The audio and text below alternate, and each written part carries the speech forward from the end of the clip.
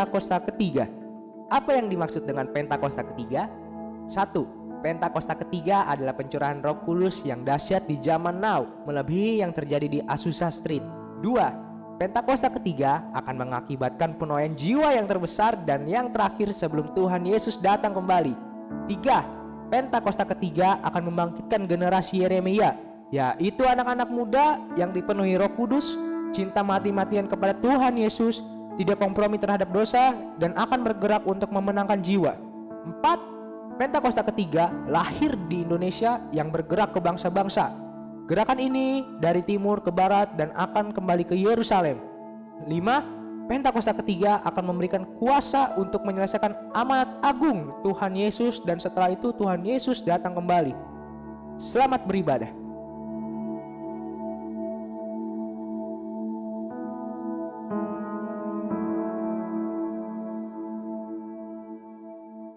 Shalom saudara, Tuhan Yesus dalam amanat agung meminta kita untuk memuridkan dan kita sendiri harus menjadi seorang murid. Namun banyak orang yang menganggap menjadi seorang murid itu susah dan tidak menyenangkan.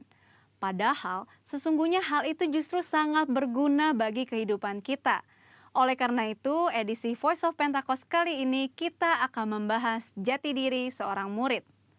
Dalam bahasa aslinya, murid berarti seseorang yang belajar.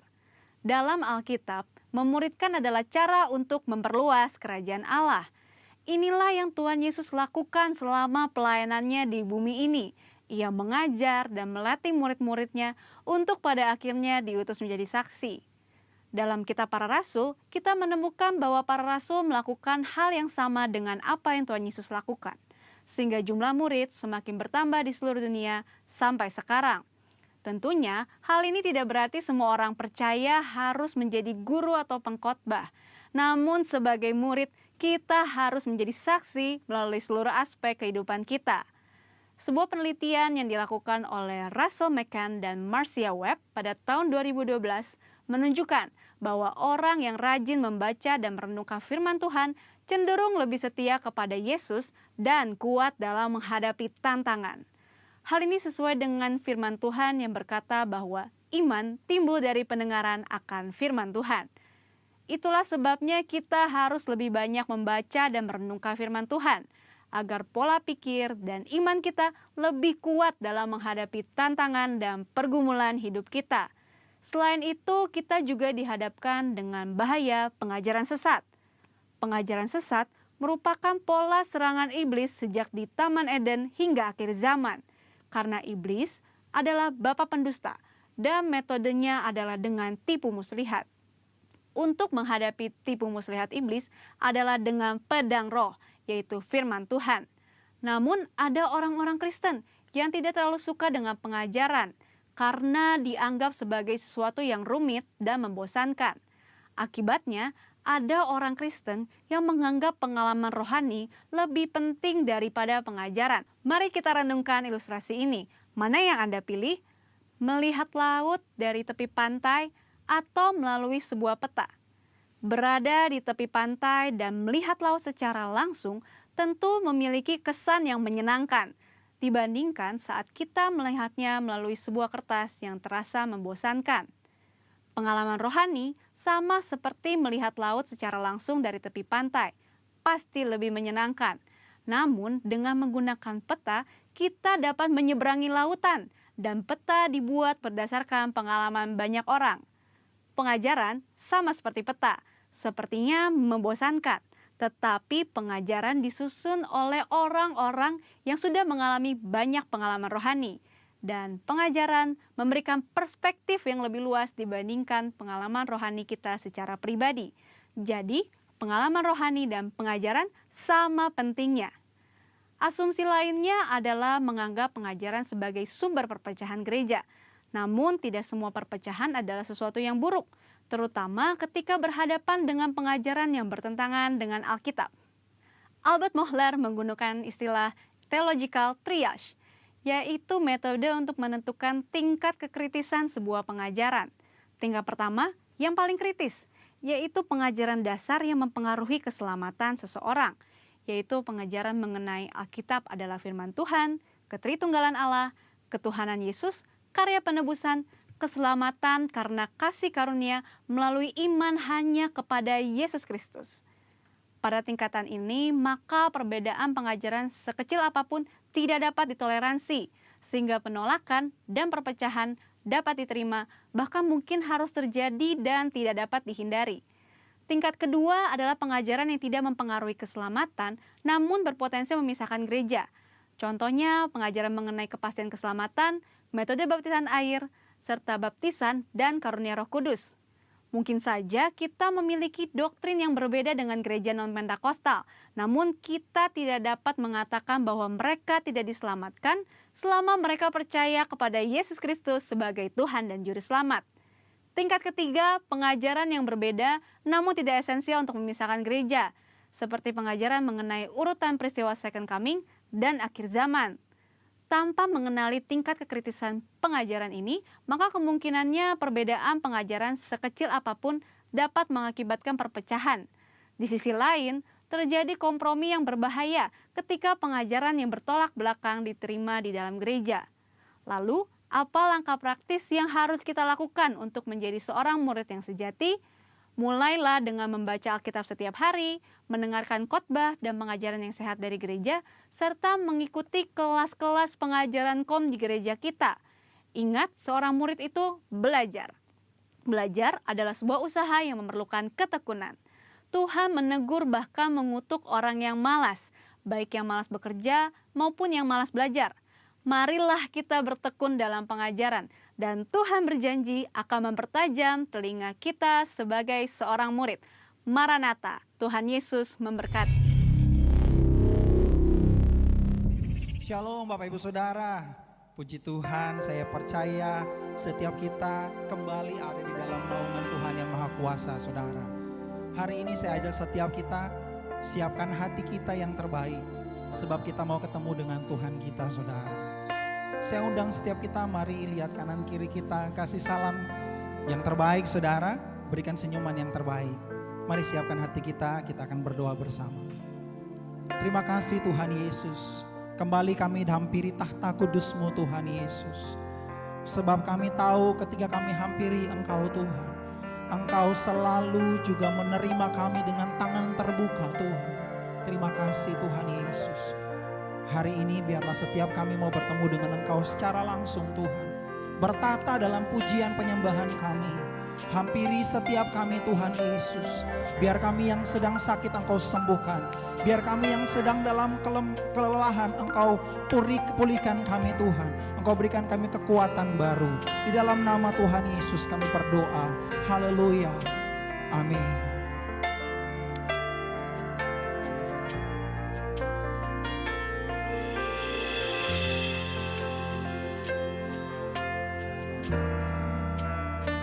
Sebab Engkau Allah kami, Engkau membawa kami keluar dari tanah perbudakan itu Tuhan. Engkau bawa kami masuk ke dalam tanah perjanjian itu Tuhan, di mana terdapat anggur, di mana terdapat susu mengalir atas kami Tuhan. Dari setiap gunung-gunungnya mengalir air mata-Mu. Terima kasih Tuhan Yesus.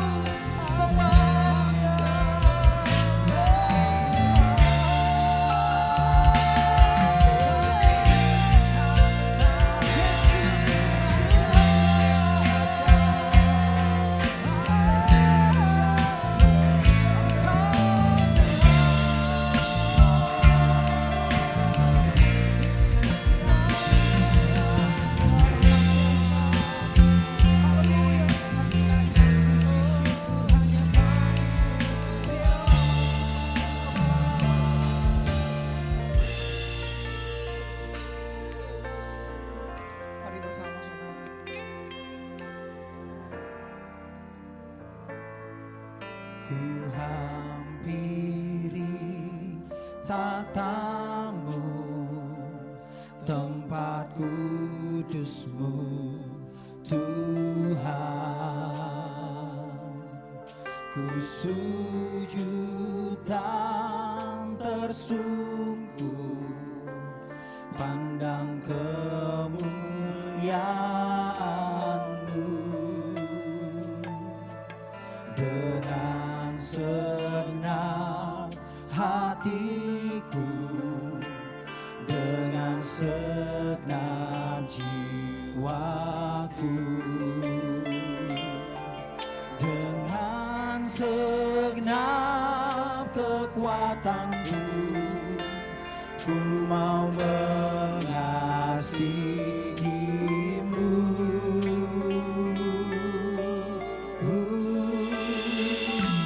Oh Yesus, oh Yesus,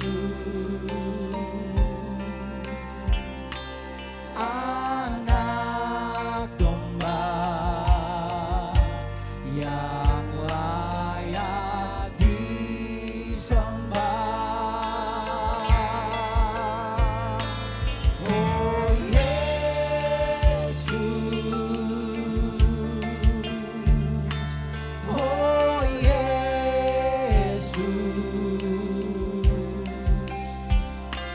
Anak Allah, Kau ku sembah selamanya.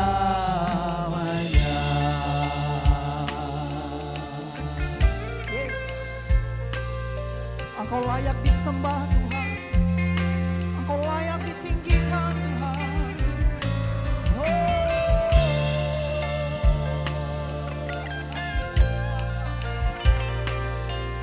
Mari sondang kita boleh sekali lagi katakan pujian ini saudara. Kami hampiri tatamu Tuhan. Ku hampiri tatamu, tempat kudus-Mu Tuhan. Ku sujud dan tersungkur, pandang kemuliaan-Mu. Dengan segenap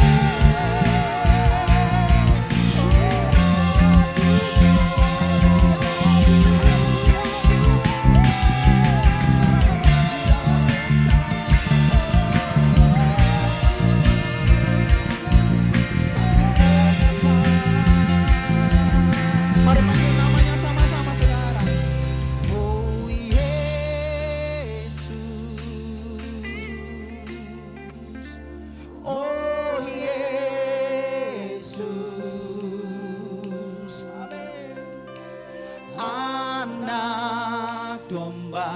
Mari bersama saudara katakan, layak disembah. Oh Yesus, oh Yesus, Anak Allah, berikan kemuliaan. Oh Yesus.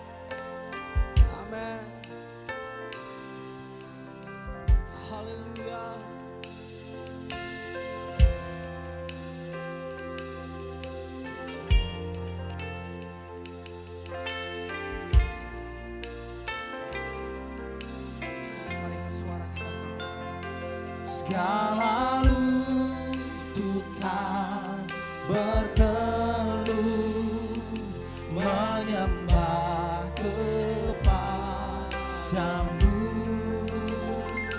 semua lidah kan mengaku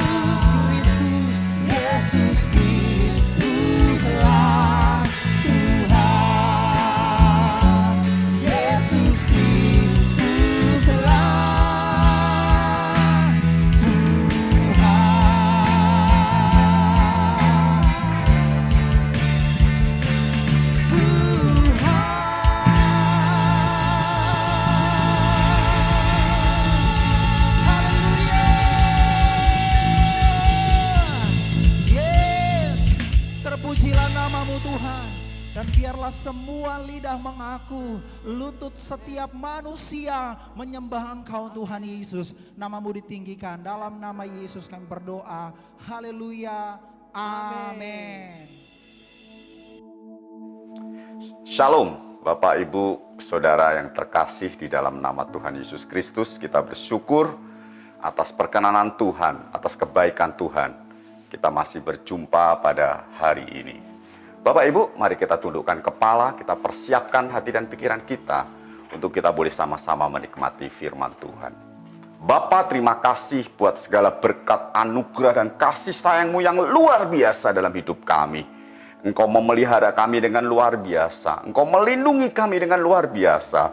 Kami mengucap syukur. Engkau baik, Engkau Allah yang sangat baik dalam kehidupan kami.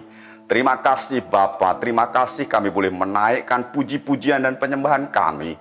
Dan sekarang tiba waktunya kami duduk diam untuk kami boleh mendengar apa yang Tuhan ingin kami lakukan dan kerjakan hari-hari ini.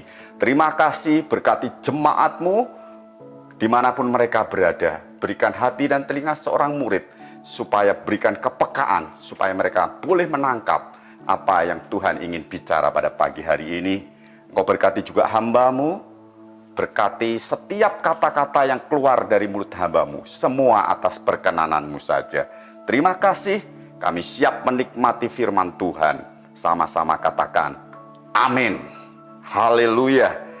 Terima kasih kepada Tuhan yang luar biasa, karena Dia sangat baik Bapak Ibu Saudara. Kita sudah melewati hari-hari ini, di sekitar kita nggak pernah tahu ya kapan pandemi ini akan berakhir. Tetapi yang kita tahu, pemeliharaan Tuhan luar biasa dalam hidup kita. Nah Bapak Ibu, pada hari ini saya ingin sharing apa yang Tuhan taruh dalam hati saya. Jadi saya temukan perikop ini ketika dalam pembacaan Alkitab harian. Saya sering membaca ayat ini, bahkan juga saya yakin Bapak Ibu sering membaca kisah ini. Tetapi ketika saya menemukan hal-hal baru yang luar biasa, itu yang ingin saya bagikan pada hari ini kepada Bapak Ibu dan sekalian. Nah, saya taruh tema pada hari ini adalah ketika kita menganggap kehadiran Yesus itu biasa. Ya. Jadi tema kita adalah ketika kita menganggap kehadiran Yesus itu biasa.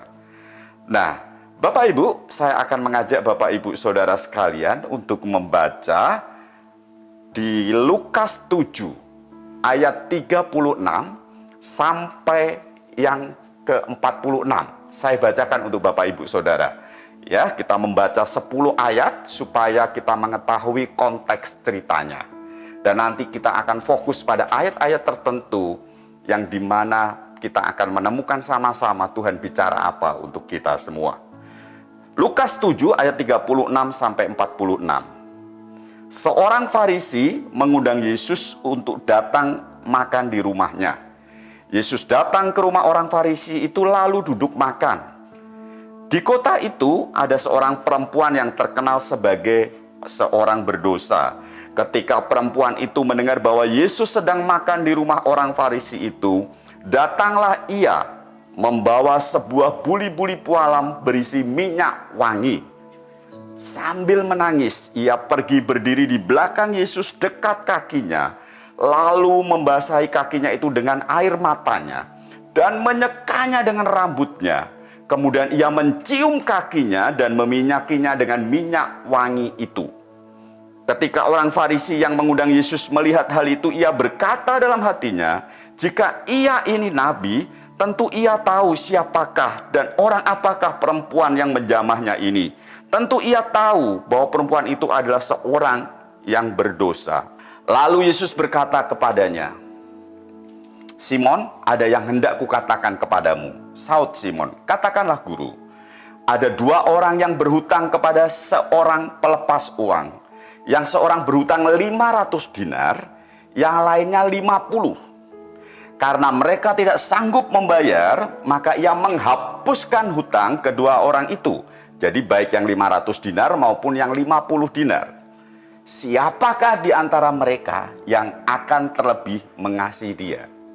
Jawab Simon, aku kira dia yang paling banyak dihapuskan hutangnya itu. Kata Yesus kepadanya, betul pendapatmu. Dan sambil berpaling kepada perempuan itu, ia berkata kepada Simon, perhatikan baik-baik. Engkau lihat perempuan ini, aku masuk ke rumahmu, namun engkau tidak memberikan aku air untuk membasuh kakiku. Tetapi ia membasahi kakiku dengan air mata dan menyekanya dengan rambutnya. Ayat 45, engkau tidak mencium aku, tetapi sejak aku masuk, ia tiada henti-hentinya mencium kakiku. Engkau tidak meminyaki kepalaku dengan minyak, tetapi dia meminyaki kakiku dengan minyak wangi. Saya yakin Bapak Ibu Saudara berkali-kali mendengar kisah ini atau membaca kisah ini. Saya pun demikian. Namun ketika pada minggu lalu ketika saya baca kisah ini, saya terhenti mulai ayat 44, 45, dan 46. Ketika saya berhenti di ayat 44 sampai 46, Roh Kudus bilang, perhatikan baik-baik, karena di situ engkau akan belajar bagaimana sikap kita menyambut kehadiran Yesus. Ayat-ayat yang awal mengatakan Yesus diurapi oleh wanita ini. Dan apa yang terjadi di ayat 44? Yesus berkata demikian. Kita bahas satu persatu. Ini luar biasa sekali. Bagaimana sikap kita menyambut Yesus. Yesus diundang oleh orang Farisi. Dan ternyata orang Farisi ini namanya Simon, Bapak Ibu Saudara. Dan kemudian di ayat 40, jadi diundang, Yesus datang. Di ayat 44, Yesus bilang begini. Dan sambil berpaling kepada perempuan itu, ia berkata kepada Simon, engkau lihat perempuan ini. Simon, aku masuk ke rumahmu, namun engkau tidak memberikan aku air untuk membasuh kakiku. Simon mengundang Yesus ke dalam rumahnya. Begitu dia masuk, Simon menyambutnya biasa saja. Dia tidak memberikan air untuk membasuh kaki Yesus. Tetapi dia, perempuan ini, membasahi kakiku dengan air mata dan menyekanya dengan rambutnya. Bapak Ibu, seberapa banyak kita datang beribadah, kita mengundang Yesus untuk datang dalam ibadah kita. Tapi kemudian ketika dia hadir, kita menganggap kehadirannya biasa. Tetapi wanita ini dicatat. Ia membasahi kaki Yesus dengan air mata dan menyekanya dengan rambutnya. Perhatikan baik-baik. Dia menyekanya dengan rambutnya. Bagaimana perempuan ini menyambut Yesus, Bapak Ibu? Dia menyeka dengan rambutnya. Bagi wanita, rambut adalah mahkota. Rambut adalah kehormatan. Makanya Bapak Ibu, wanita sangat menjaga rambutnya. Dan apa yang dilakukan wanita ini, Bapak Ibu? Begitu dia menerima kehadiran Yesus, Simon biasa-biasa saja. Tetapi wanita ini membasahi kakinya dengan air matanya dan kemudian menyeka dengan rambutnya. Artinya perempuan ini menyerahkan mahkotanya. Dia merendahkan diri dan merendahkan hatinya menyambut kedatangan Yesus. Jadi poin yang pertama yang saya dapatkan, rema dari kisah ini adalah Yesus datang. Mari kita sambut dengan kerendahan diri dan kerendahan hati kita. Karena ketika kita merendahkan diri dan hati kita, itu kita sedang menyembah Dia. Apa itu arti penyembahan, Bapak Ibu? Penyembahan adalah menaruh kita pada titik yang paling bawah, paling dasar, supaya kita bisa meninggikan orang yang kita sembah. Seberapa banyak dari kita yang ketika kita masuk ibadah, kita tunduk, kita rendah hati, kita rendah diri, kita berikan mahkota kita berikan posisi kita berikan kesombongan kita, ego kita letakkan, dan kita hanya menyembah Dia. Ini dilakukan wanita ini. Yesus menegur Simon, "Aku masuk ke rumahmu, engkau tidak menyiapkan air." Pagi hari ini, Yesus juga mungkin menegur saya dan saudara. Aku hadir di rumahmu, tapi engkau menganggap kehadiranku biasa-biasa saja.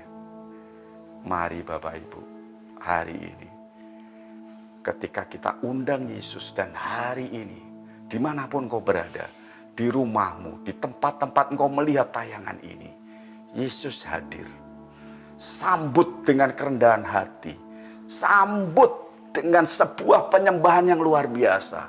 Taruhkan ego kita dan sembah Dia. Jadi yang pertama, jangan engkau anggap kehadiran Yesus itu biasa. Tetapi, ayo, begitu engkau datang beribadah, engkau mau ketemu Yesus, berikan penyembahan yang terbaik. Ayat yang ke-45, kita akan masuk pada poin yang kedua. Engkau tidak mencium aku. Yesus masih berkata ini kepada Simon yang mengundang dia.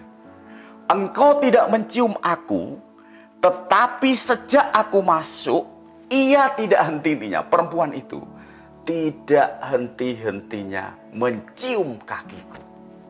Kehadiran Yesus. Karena seringnya kita menganggap ibadah itu rutinitas. Kita anggap itu biasa-biasa saja. Kita nggak pernah mencium kaki Yesus. Apa itu mencium kaki Yesus? Orang yang mencium adalah orang yang penuh kerinduan. Orang yang punya cinta luar biasa. Saya yakin Bapak Ibu punya kampung ya, punya kampung halaman. Dulu waktu kita masih belum pandemi, di Natal atau mungkin di hari raya Lebaran, ya kadang-kadang kita ikut mudik Bapak Ibu untuk menemui orang-orang tua kita maupun saudara-saudara kita. Dan begitu ketemu mereka, kita peluk mereka, kita cium mereka. Perempuan ini ada cinta yang luar biasa. Karena dia merasa dosanya dihapuskan, dosanya diampuni. Seberapa banyak dari kita yang masih punya cinta yang luar biasa sama Yesus? Seberapa banyak dari kita yang masih menyambut kehadiran Yesus? Ibadahnya penuh dengan kerinduan. Aku mau ibadah hari ini, aku mau bertemu dengan Yesus. Aku mau peluk Dia, aku kangen Dia. Oh, dahsyat sekali. Yesus hadir di rumahmu. Tapi kadang-kadang engkau anggap, oh udah biasa, hari Minggu Dia datang di rumahku. Engkau tidak mencium Dia. Ibadah kita mulai terjebak pada rutinitas. Bapak Ibu, hari ini kita diingatkan. Kedatangan Yesus, kehadiran Yesus, mari kita hargai, kita hormati. Kita harusnya yang mati di kayu salib, tetapi kita diampuni dosanya luar biasa. Tuhan Yesus gantikan itu bagi kita. Sehingga ketika Dia hadir di tempatmu di mana engkau berada. Engkau datang beribadah dengan sungguh-sungguh. Engkau puji Dia dengan sungguh-sungguh. Ada cinta yang meluap-luap, ada kerinduan yang luar biasa. Itu yang dilakukan perempuan ini. Yang pertama tadi, Bapak Ibu, menyambut kehadiran Yesus.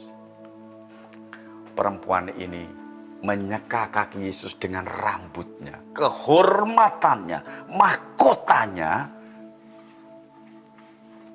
dia serahkan. Yang kedua, wanita ini menyambut kehadiran Yesus dengan luar biasa, dengan cinta yang meluap-luap, dengan penuh kerinduan. Ayat yang ke-46, Bapak Ibu. Ini yang ketiga. Yesus bilang begini kepada Simon, orang Farisi yang mengundang dia tadi. Engkau tidak meminyaki kepalaku dengan minyak, tetapi dia meminyaki kakiku dengan minyak wangi. Yesus datang ke rumah Simon tadi itu, Bapak Ibu. Dia nggak dikasih air untuk menyeka kakinya. Dia nggak mencium Yesus, nggak ada kerinduan. Dan yang ketiga, tidak meminyaki kakinya dengan minyak. Bapak Ibu, minyak wangi ini dicatat sebagai minyak yang harganya mahal sekali.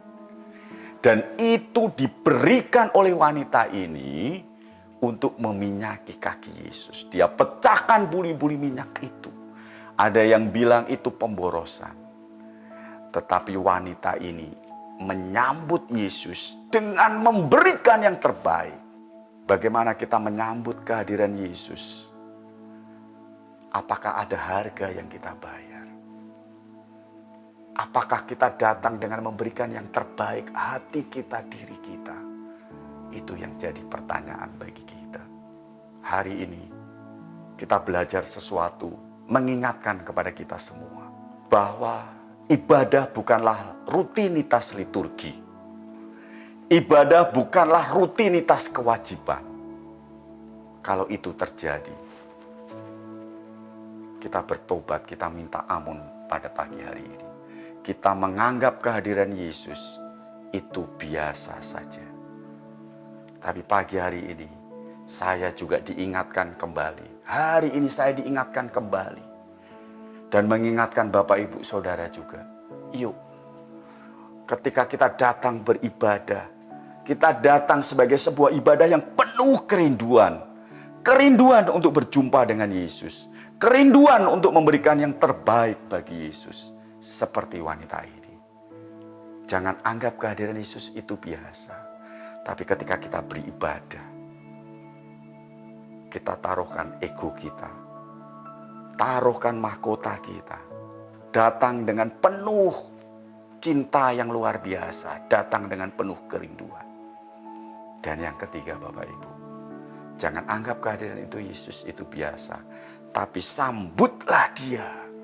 Sambutlah dia dengan yang terbaik yang kita miliki. Amin. Tundukkan kepala.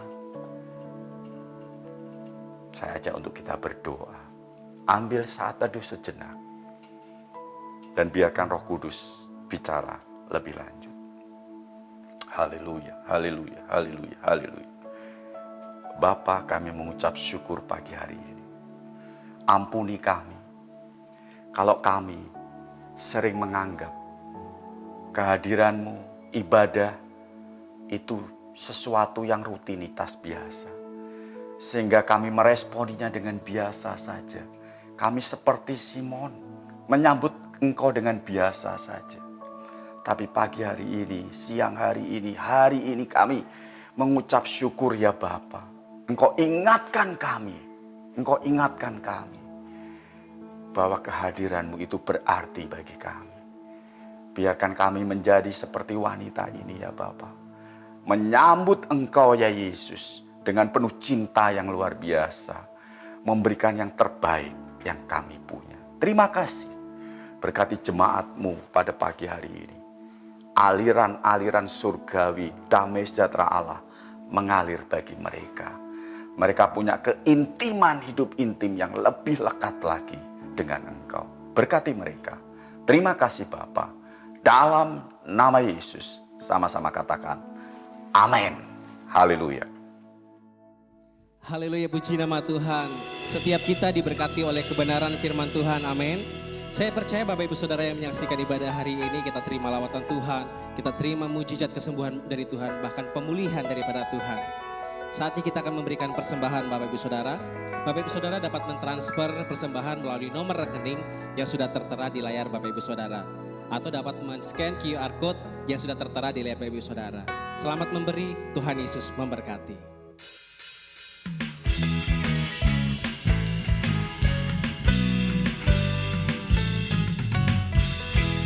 Sebab sukacita kita oleh karena Tuhan. Amin.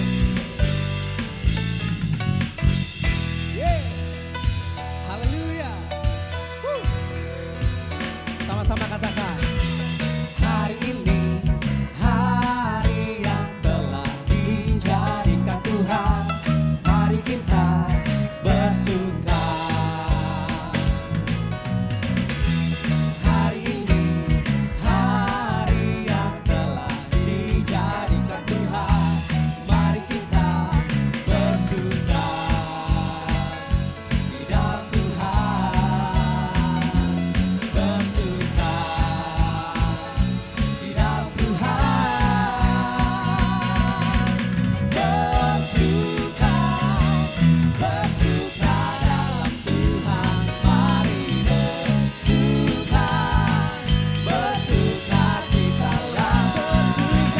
Bersuka, bersuka dalam Tuhan. Sekarang bersuka, bersuka citalah. Haleluya.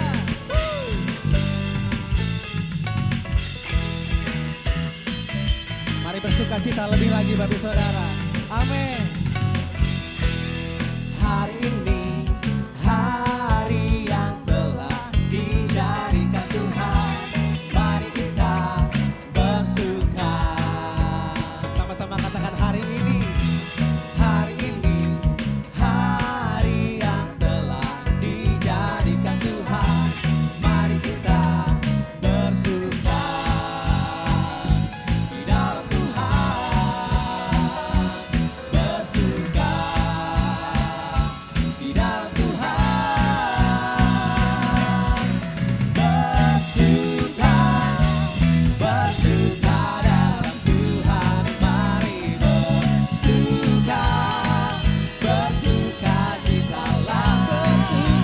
Bersuka, bersuka dalam Tuhan. Sekarang bersuka, bersuka citalah. Bersuka, bersuka dalam Tuhan. Mari bersuka, bersuka citalah. Bersuka, bersuka dalam Tuhan. Sekarang bersuka, bersuka citalah. Sekarang bersuka, esok bersuka, lusa bersuka, bersuka citalah. Haleluya. Beri sorak-sorai kemuliaan bagi Yesus Tuhan. Haleluya. Mazmur 91. Dalam lindungan Allah. Orang yang duduk dalam lindungan yang maha tinggi dan bermalam dalam naungan yang maha kuasa akan berkata kepada Tuhan, tempat perlindunganku dan kubu pertahananku, Allahku yang kupercayai. Sungguh dialah yang akan melepaskan engkau dari jerat penangkap burung, dari penyakit sampar yang busuk. Dengan kepaknya ia akan menudungi engkau, di bawah sayapnya engkau akan berlindung. Kesetiaannya ialah perisai dan pagar tembok. Engkau tak usah takut terhadap kedahsyatan malam, terhadap panah yang terbang di waktu siang, terhadap penyakit sampar yang berjalan di dalam gelap, terhadap penyakit menular yang mengamuk di waktu petang. Walau 1000 orang rebah di sisimu dan 10.000 di sebelah kananmu, tetapi itu tidak akan menimpamu. Engkau hanya menontonnya dengan matamu sendiri dan melihat pembalasan terhadap orang-orang fasik. Sebab Tuhan ialah tempat perlindunganmu, yang maha tinggi telah kau buat tempat perteduhanmu. Malapetaka tidak akan menimpa kamu dan tulah tidak akan mendekat kepada kemahmu. Sebab malaikat-malaikatnya akan diperintahkannya kepadamu untuk menjaga engkau di segala jalanmu. Mereka akan menantang engkau di atas tangannya supaya kakimu jangan terantuk kepada batu. Singa dan ular tedung akan kau langkahi. Engkau akan menginjak anak singa dan ular naga. Sungguh hatinya melekat kepadaku, maka aku akan meluputkannya. Aku akan membentenginya sebab ia mengenal namaku. Bila ia berseru kepadaku, aku akan menjawab. Aku akan menyertai dia dalam kesesakan. Aku akan meluputkannya dan memuliakannya. Dengan panjang umur akan kukenyangkan dia dan akan kuperlihatkan kepadanya keselamatan daripadaku. Baik Bapak Ibu, saya undang dimanapun kau berada, kita akan akhiri ibadah kita. Pada siang hari ini kita siap terima berkat daripada Tuhan sendiri. Angkat tanganmu. Kalau engkau satu keluarga, engkau bareng-bareng, engkau angkat tanganmu. Tuhan memberkati engkau dan melindungi engkau. Tuhan menyinari engkau dengan wajahnya dan memberikan engkau kasih karunia. Tuhan menghadapkan wajahnya padamu dan memberikan engkau damai sejahtera. Damai sejahtera daripada Allah Bapa kita, kasih sayang daripada Tuhan kita Yesus Kristus, dan penyertaan yang manis dari Roh Kudus akan menyertai kita mulai hari ini sampai selama-lamanya. Sama-sama katakan amin. Selamat hari Minggu. Tuhan Yesus memberkati. Haleluya. Puji Tuhan, ibadah kita sudah selesai Bapak Ibu Saudara. Dan saya percaya api yang sudah kita terima bersama, kita akan jaga dan kita akan bawa ke lingkungan kita Saudara. Mari Bapak Ibu Saudara jangan lupa, di setiap hari Kamis ada doa healing and blessing jam 8 malam. Kemudian hari Sabtu doa bersama di pagi hari Saudara jam 6 pagi. Kita semua boleh saksikan bersama di channel LPG Ministry secara live. Tuhan memberkati setiap kita. Tuhan Yesus selalu sertai kita. Amin.